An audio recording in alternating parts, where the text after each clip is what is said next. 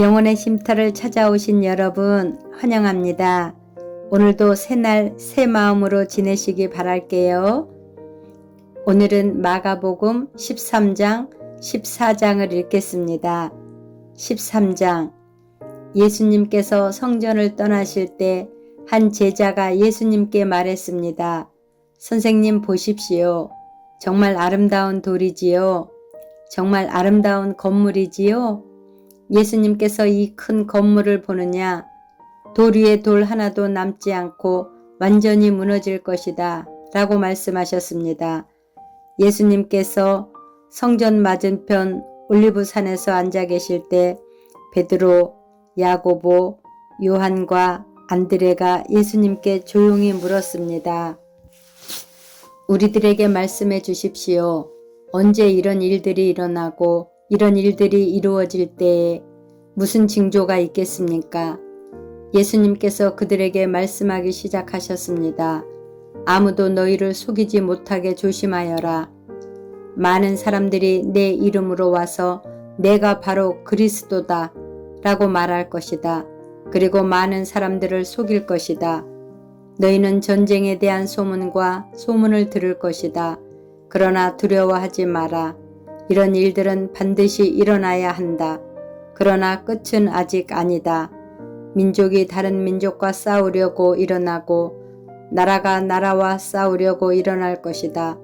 여러 곳에서 지진이 일어나고 기근도 있을 것이다. 이런 것들은 출산하는 진통의 시작에 불과하다. 너희는 주의하여라. 사람들이 너희를 법정에 넘길 것이고 너희는 회당에서 매를 맞을 것이다. 너희가 나 때문에 총독들과 임금 앞에 서게 되어 그들에게 증언할 것이다. 그러나 먼저 복음이 모든 민족에게 전해질 것이다. 사람들이 너희를 체포하여 재판에 넘길 때 무엇을 말할까 하고 걱정하지 마라. 그때 하나님께서 너희에게 주시는 것들을 말하여라. 말하는 것은 너희가 아니고 성령님이시다. 형이 동생을 죽게 내주고 아버지가 자식들을 내주고 자식들이 부모를 거역하여 일어나며 죽게 할 것이다. 내 이름 때문에 너희가 미움을 받을 것이다. 그러나 끝까지 견디는 사람은 구원받을 것이다. 멸망케 하는 혐오할 만한 것이 서 있지 않아야 할 곳에 서 있는 것을 보거든 유대에 있는 사람들은 산으로 도망하여라. 지붕 위에 있는 사람은 집에 있는 것을 가지고 나오려고 내려와 들어가지 마라. 밭에 있는 사람은 옷을 가지려고 돌아서지 마라. 그때에는 임신한 여자들이나 아이에게 젖을 먹이는 여자들에게 화가 있다. 이런 일이 겨울에 일어나지 않도록 기도하여라.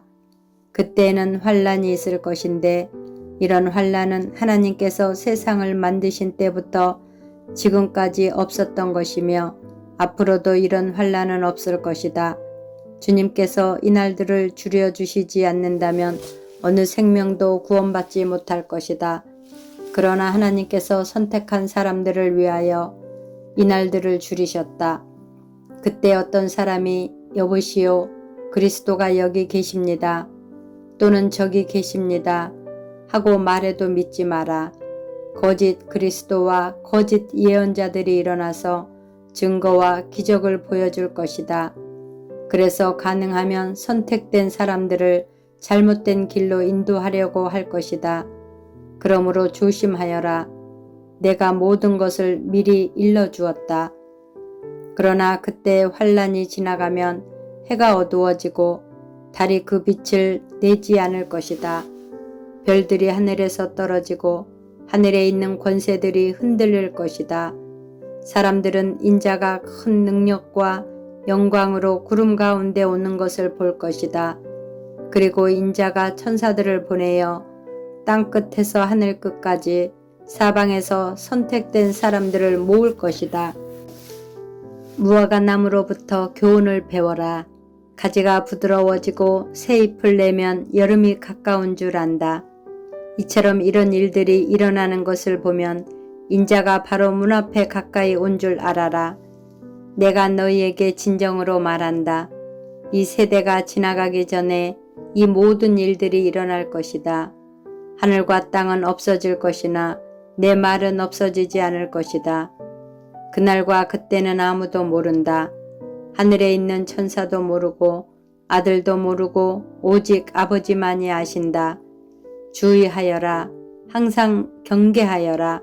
그것은 그때가 언제인지 알지 못하기 때문이다.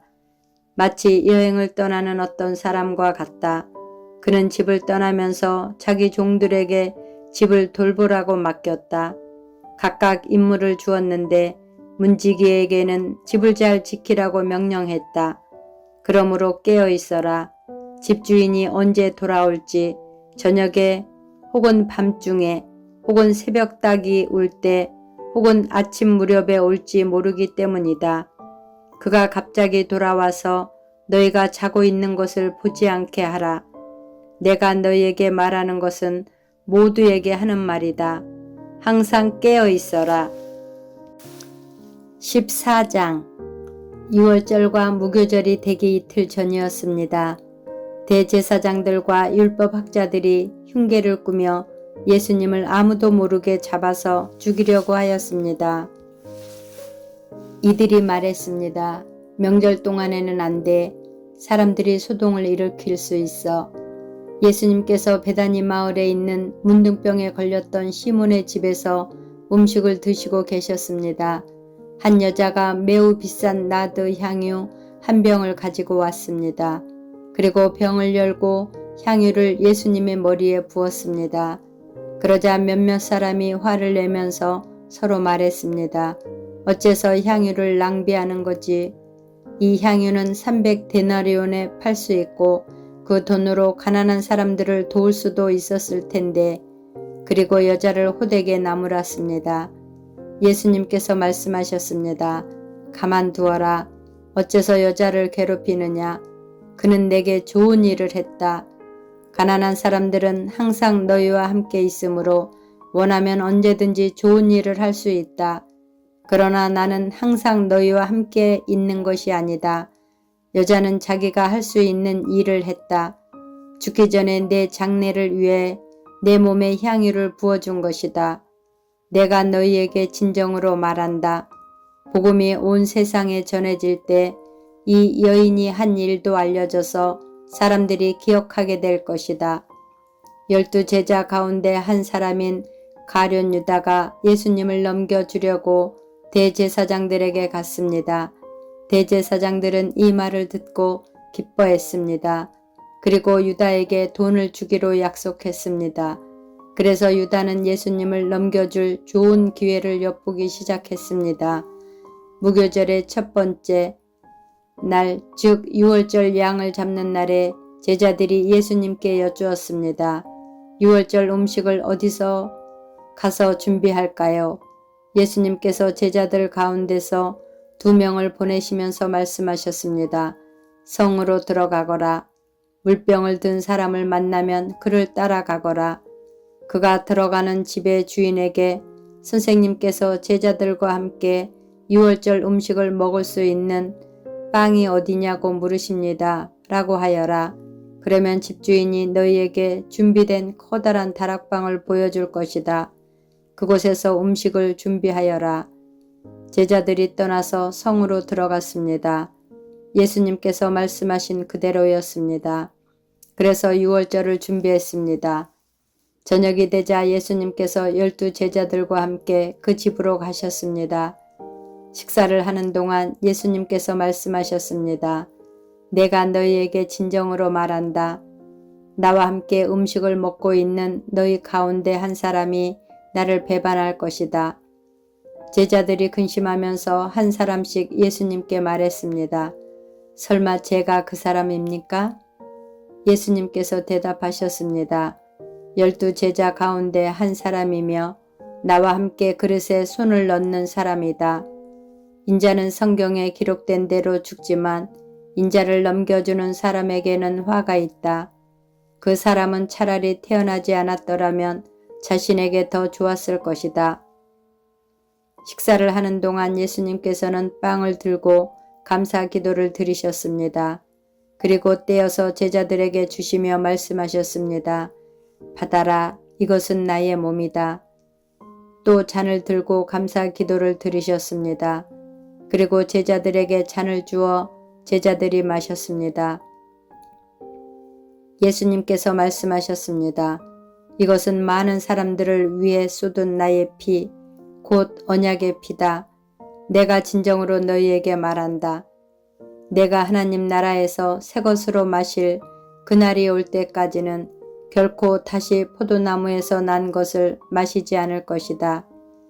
예수님과 제자들은 찬송을 부른 뒤 올리브 산으로 올라갔습니다.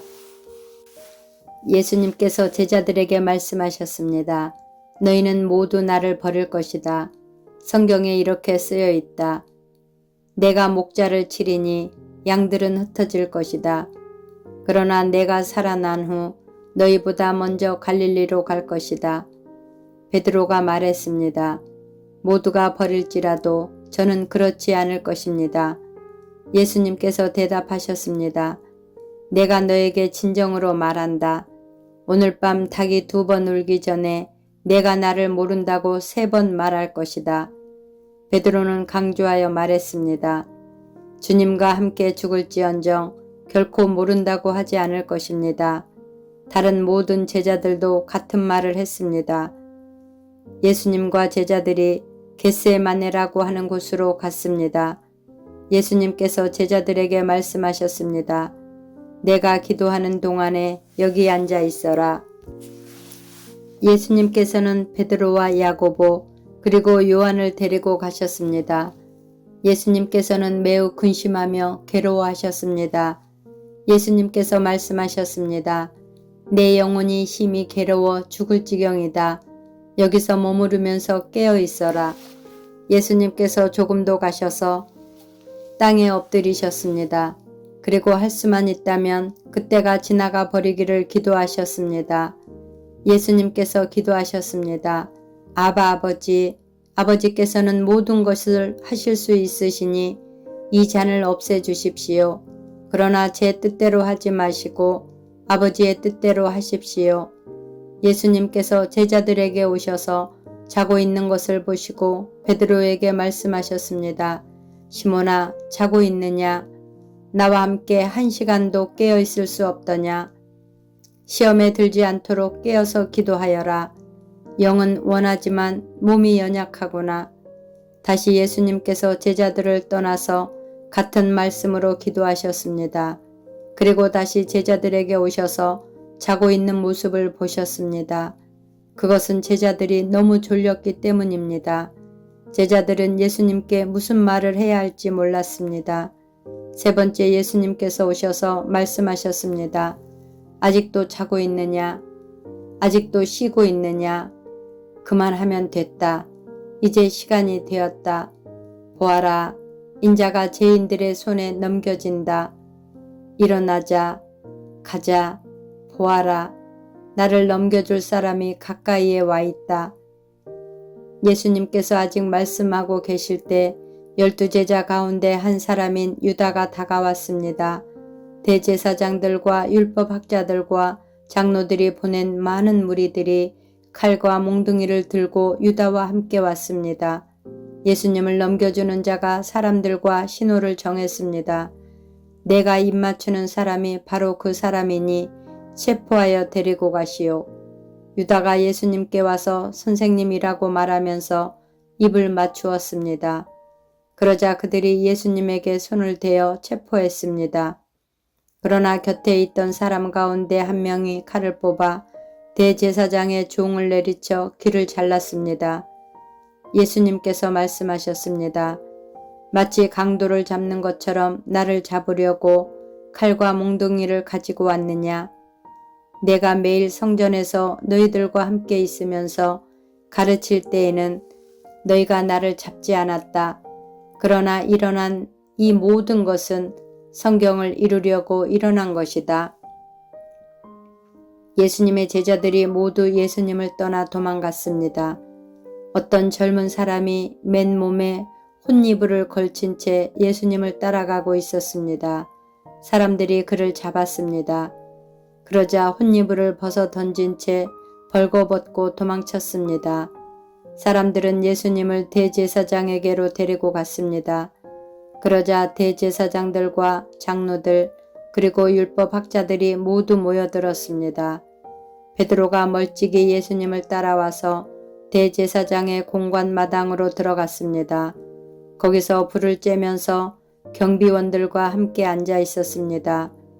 대제사장들과 모든 유대 의회원들이 예수님을 죽이려고 고소할 증거를 찾으려 했습니다. 그러나 아무런 증거도 찾을 수 없었습니다. 많은 사람들이 예수님에 대해 거짓 증거를 대었습니다. 그러나 그들은 말은 서로 맞지가 않았습니다. 어떤 사람들이 일어나서 예수님에 대해 거짓 증언을 하였습니다. 우리는 이 사람이 내가 손으로 지은 성전을 헐고 3일 만에 손으로 짓지 않는 다른 성전을 세우겠다고 하는 것을 들었습니다. 그러나 그들의 증언은 서로 맞지 않았습니다. 대제사장이 일어나 그들 앞에서 예수님을 신문했습니다. 아무 대답도 하지 않을 것이요. 이 사람들이 당신에게 불리한 증거를 대고 있지 않소. 그러나 예수님께서는 묵묵히 아무런 말씀도 하지 않으셨습니다. 다시 대제사장이 예수님께 질문을 던졌습니다. 당신이 찬양받으실 분의 아들 그리스도요? 예수님께서 대답하셨습니다. 그렇다. 인자가 전능하신 분의 오른쪽에 앉아 있는 것과 하늘에서 구름을 타고 오는 것을 볼 것이다. 대제사장이 자기 옷을 찢으며 말했습니다. 무슨 증인이 더 필요하겠는가? 너희는 하나님을 모독하는 소리를 들었다. 너희는 어떻게 생각하느냐? 그러자 모두가 예수님을 사형시켜야 한다고 했습니다. 어떤 사람들은 예수님께 침을 뱉기 시작했습니다. 또 예수님의 눈을 가리고 주먹으로 때리면서 말했습니다. 예언자처럼 누가 너를 때리는지 맞춰보아라. 경비원들도 예수님을 끌고 가서 때렸습니다. 베드로가 공관의 아래쪽에 있을 때 어떤 대제사장의 여자 종이 왔습니다. 베드로가 불을 쬐고 있는 것을 보고 노려보며 말했습니다. 당신도 나사렛 예수와 함께 있었지요. 베드로는 부인하며 말했습니다. 내가 무엇을 두고 말하는지 모르겠다. 그리고 베드로는 입구 쪽으로 옮겨갔습니다. 그때 닭이 울었습니다. 또 여자 종이 베드로를 보고 다시 한번 거기 있던 사람들에게 말했습니다. 이 사람도 예수와 한패예요. 다시 베드로가 부인했습니다. 잠시 후에 거기 있던 사람들이 베드로에게 말했습니다. 확실히 당신은 예수와 한패요. 당신은 갈릴리 사람이니까. 베드로는 저주하며 맹세하였습니다. 당신들이 말하는 사람이 누구인지 나는 모르오. 그러자 닭이 두 번째 울었습니다. 베드로는 예수님께서 자기에게 닭이 두 번 울기 전에 내가 나를 3번이나 모른다고 할 것이다 라고 한 말씀이 기억났습니다. 그래서 엎드려서 울었습니다. 아멘. 감사합니다.